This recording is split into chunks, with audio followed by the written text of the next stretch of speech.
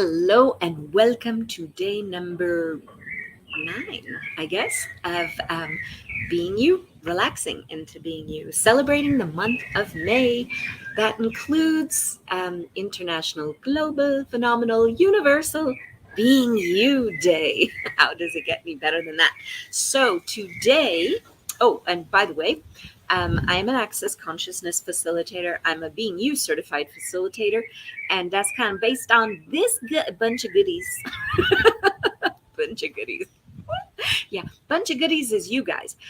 This book has a lot of yumminess where Dain brings all of the Access Consciousness tools, kind of weaving them into this tale, this speaking with you about being more of you. Because the whole point of Access is empowering you to know that you know, making you be and celebrate the gift that you be on the planet. And we love that.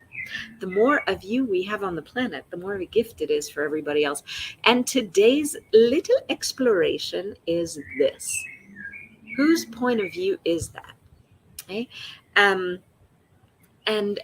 this is based on yesterday's video, which is your point of view creates your reality and what you can see out in the world. Well, when you don't recognize that your point of view creates your reality and you kind of misidentify yourself with everything else that everybody else has been saying and doing and being and pushing on you, then you think, oh, well, my family does this. Well, where are you in that? Or my culture does this. How often do you hear about the telenovela of the Latin American culture, or that Americans are all this, or that Germans are all that, or Russians are never happy people, or whatever else, whatever other story or point of view that you may have been buying as more true and more real than you.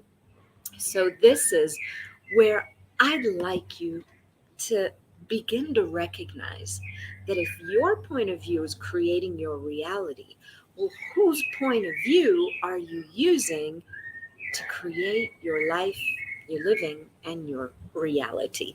Whose point of view is creating the experience that you get to live? Have you been told money's hard? Or by blood, sweat, and tears, this is done. No pain, no gain.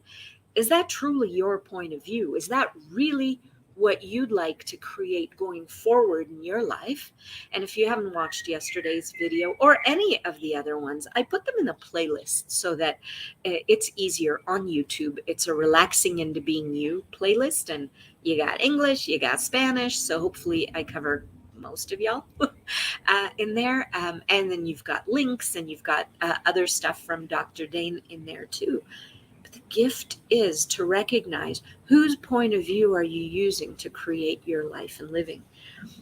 There's something that really dinged in my universe when I read the How to Become Money workbook by Gary Douglas.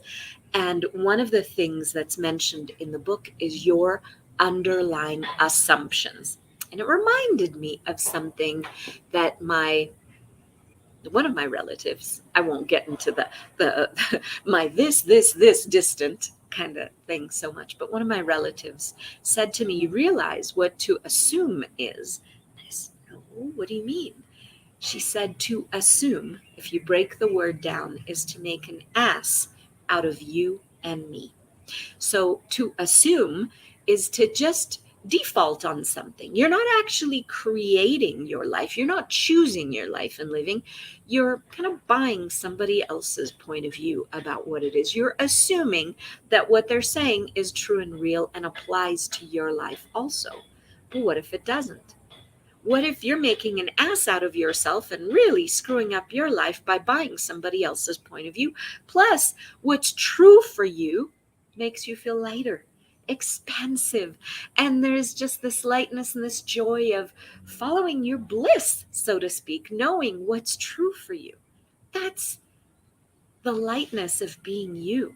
But when you're trying, and that's a delight, but when you're trying to live somebody else's points of view, when you're trying to live from, well, this is what they've said.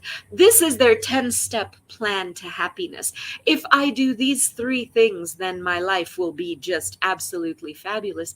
Well, that stuff may very well be true and light and delightful and amazing, expansive for them. But is it for you? For you. So that's where tapping into what's true for me. Whose point of view is this? If I were choosing my reality, what would I choose? That's where looking at whose point of view is this that's coming out of my mouth. I don't know about anybody else out there who is a mother, has been a mother, but I would sometimes hear my mother. I still sometimes hear my mother coming out of my mouth when I'm parenting my kids. Not so much because we parent very, very differently. And yet, sometimes I catch myself. And then I backtrack and I go, that was not my point of view coming out of my mouth. That was something that I had been around so much that I tried to understand and to figure out that perhaps I sort of duplicated it. But now as I hear it coming out of my mouth, I recognize it's not me. It's not really my point of view. It's not what I generally, cognitively, consciously think about the world.